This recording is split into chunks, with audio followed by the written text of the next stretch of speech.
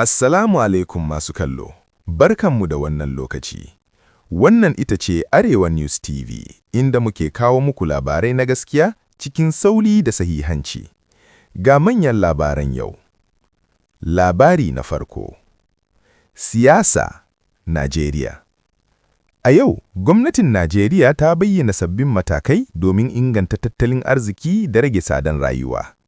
Masana sun ce waɗannan matakai za su iya taimakawa tallakawa, amma wasu na ganin ana buƙatar ƙarin tsari domin ganin an samu sakamako mai dorewa.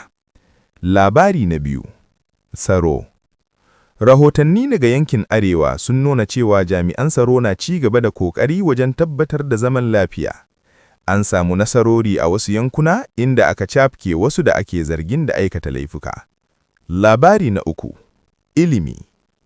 Ma'aikatar ilimi ta sanar da sabbin tsare-tsare domin inganta makarantun gwamnati. Wannan ya hada da ƙara malamai da inganta kayan aiki domin ɗalibai su samu ingantaccen ilimi. Labari na uku. Lafiya.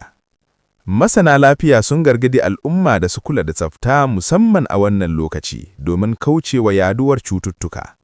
An kuma buƙatar mutane su rika zuwa asibiti idan sun ji alamun rashin lafiya. Labari na biyar. Nishadi, rayuwa. A bangaren nishadi kuwa, matasa da dama na ci gaba da kirkire-kirkire a kafafen sada zumunta, inda suke samun karbuwa a cikin al'umma.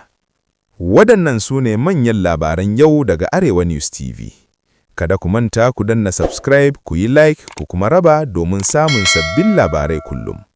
Ni ne mai gabatarwa, sai mun sake haduwa a wani lokaci. Assalamu alaikum.